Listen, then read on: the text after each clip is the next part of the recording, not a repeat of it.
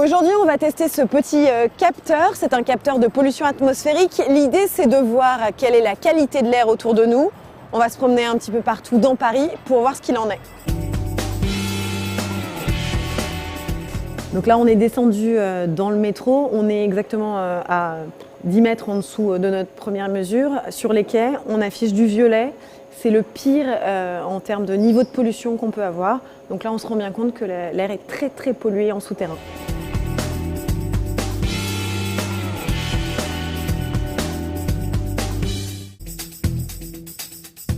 Dernière mesure, on a décidé de se rendre au-dessus du périphérique. On est porte-maillot, c'est orange. Alors les seules fois où ça a été plus important, c'était étrangement sur les quais piétons de la Seine, mais aussi dans le métro et dans la cuisine.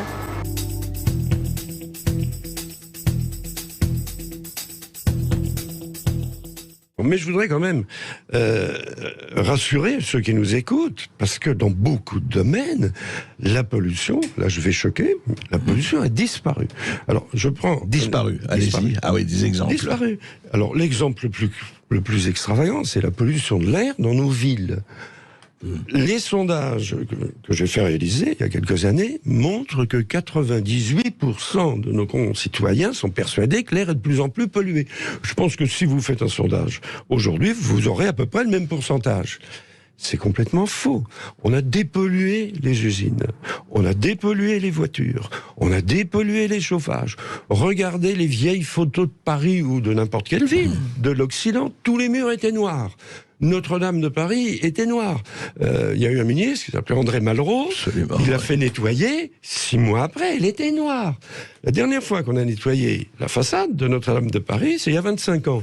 Elle est toujours blanche. Alors, une scientifique très sérieuse qui travaille à Paris et qui travaille sur la pollution de l'air a réussi à trouver un moyen de combiner son travail et sa passion pour l'art, apparemment. Et en se baladant dans un musée à Londres, elle a observé qu'en effet, on peut voir la pollution qui grandissait à l'époque à Londres. Évidemment, après, c'était également à Paris. Et donc, elle a fait avec son équipe un travail très important qui répertorie par année le travail de Turner et de Monet sur presque une quarantaine d'années, et on voit comme leur... Et alors ça, c'est la pollution qu'on aperçoit derrière vous. Exactement. Ceci est le Parlement de Londres, on peut à peine le distinguer. Parlement de Londres, effet du soleil. Eh bien non, c'est pas seulement l'effet du soleil, c'est également l'effet des particules fines et des aérosols donc, qui étaient là à Londres, à cause du charbon qui était utilisé si massivement. C'est pour ça que l'air était si pollué. Alors à l'époque, nous n'avions pas d'éléments et de façon de savoir précisément, il n'y avait pas de suivi de la qualité de l'air comme aujourd'hui. Et donc, on sait en revanche, on peut calculer certains gaz parce que leur quantité dans l'air à l'époque, parce qu'on sait combien de charbon a été brûlé. Et donc, les scientifiques peuvent essayer de calculer, par exemple, le dioxyde de soufre. Et en regardant ces différentes images, on remarque comment leur style a évolué. Notre perception, finalement, du paysage devient plus brumeuse, plus claire également. La palette change. Et finalement, c'est l'effet, pas seulement de la qualité des artistes et leur inspiration, mais vraiment ce qu'ils voyaient. Monet était fasciné par ça. Et d'ailleurs, on a retrouvé une lettre qu'il a écrite à sa femme où il était très déçu un jour parce qu'il n'y avait pas de pollution. Il a dit « J'étais terrifié, il y avait pas de brume ». Et donc, il s'inquiétait pour son travail. Évidemment, à l'époque, on ne réalisait pas toutes les conséquences de ces gaz et toute cette pollution. Avec le temps, les Londoniens, également les Français, sont passés au gaz, qui a baissé la pollution de l'air dans les deux pays. D'ailleurs, on voit qu'à Paris et à Londres, l'évolution de la peinture et du style s'est fait de façon parallèle. On voit les Londoniens d'abord ont eu la pollution et la peinture qui évolue avec, et puis ensuite les Parisiens. Monet a peint différents lieux dans Paris et la pollution également de l'air était très visible sur ces peintures. Quand on voit ces œuvres d'art, on a tendance à rassurer parce que les clichés qu'on a aujourd'hui de Londres, ça ressemble pas du tout à ça. La pollution, et ça c'est les indices... La pollution a diminué, vous dites. A diminué, ouais. Et toute la communication des organismes officiels fait croire qu'elle augmente. Donc c'est absolument extraordinaire. On rejoint dans toutes les villes, dans toutes les grandes villes, etc. Enfin, du monde occidental. Du monde occidental. Et puis ça va arriver, ça commence à arriver en Chine. Ils sont en train maintenant de dépolluer leurs centrales à charbon.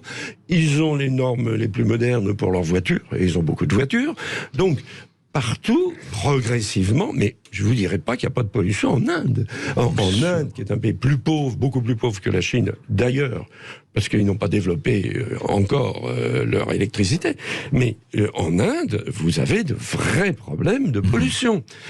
Et un indice, simplement, puisqu'on parle de la Chine, savez-vous que l'espérance de vie à Pékin est supérieure à l'espérance de vie dans les provinces françaises? Aujourd'hui. Aujourd'hui.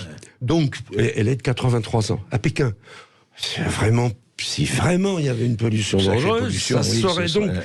Et un autre souvenir personnel, il y a quelques dizaines d'années, il y avait des drapeaux sur les plages. Il y avait les plages qui avaient le drapeau vert, le drapeau jaune, le drapeau rouge, en fonction de la pollution. Exact. Ben, vous ne les voyez plus. Pourquoi il n'y a plus? Il n'y a plus de pollution de la mer. Il n'y a plus de rejet dans la mer. Moi, j'ai connu l'époque. Tout va très bien, Madame la Marquise, quand même. Je dirais que globalement, si on prend le problème d'un peu l'eau, l'espérance de vie sur la planète augmente, la famine disparaît, le niveau d'éducation augmente. Donc globalement, oui, les choses vont bien. Dire que tout va bien, ce serait absolument irresponsable. Mais là, ce sont les chiffres, si vous voulez. Donc on a ce phénomène, et encore une fois, ceux qui nous écoutent et qui habitent dans les villes, regardez les façades des immeubles, y compris à Paris, elles ne se salissent pratiquement plus.